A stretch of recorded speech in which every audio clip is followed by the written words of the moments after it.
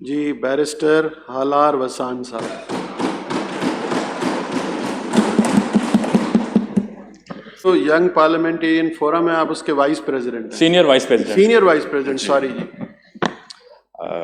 بسم اللہ الرحمن الرحیم. آج پاکستان کا 79th انڈیپینڈنس ڈے ہے. آپ سب بھائیوں کو، بہنوں کو اور جتنے بھی سندھ اسمبلی کی سیشن دیکھنے والوں کو سب کو جشن آزادی مبارک ہو. کیونکہ ہم ینگسٹرز ہیں، ہمیں یہ پتہ ہونا چاہیے کہ یہ ملک کتنی ہمیں ڈیفیکلٹی سے ملا، کتنے لاکھوں لوگوں نے جانوں کا نذرانہ پیش کیا. مجھے کافی خوشی ہوئی بحیثیت elected senior vice president young parliamentarian forum کہ ہمارے جتنے بھی بچے ہیں یہاں پہ، ان کے آئیڈیاز، ان کی تھنکنگ، یہ کیا سوچتے ہیں پاکستان کے بارے میں. جو قائد اعظم صاحب کا فلسفیکل آئیڈیا تھا یونٹی، فیتھ اینڈ ڈسپلن، وہ مجھے آپ میں نظر آیا. اور میں سمجھتا ہوں کہ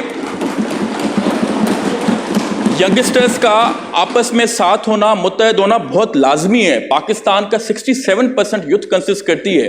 کسی بھی بیرون ملک میں آپ چلے جائیں، وہ دعا کرتے ہیں کہ ہمارے پاس ینگسٹرز ہوں، اور ہمارے پاکستان کے پاس یہ آلریڈی ایک نعمت اللہ تعالیٰ کی دی ہوئی ہے. تو ہمیں اس کو یوٹیلائز کرنا ہے. آپ ہی فیوچر ہیں اس ملک کے، آپ اسمبلیز میں بیٹھیں گے، آپ بیوروکریٹس ہوں گے، آپ یہ ملک کی کمان سنبھالیں گے. تو میری دو چیزیں میں جو ریکویسٹ کرنا چاہوں گا. ایک اچھا مجھے یہاں پہ موقع ملا کہ سب کو یاد ہے کہ 1943 میں سندھ اسمبلی نے پاکستان کی ریزولوشن پاس کی. دوسرا یہ بھی آپ نے اچھا فرمایا کہ یہاں پہ کوئی ڈسکریمنیشن نہیں ہے. مائنورٹی ہو، 11 اگست مائنورٹی ڈے سیلیبریٹ ہوتا ہے. اس دفعہ بھی آرٹس کونسل میں ہوا.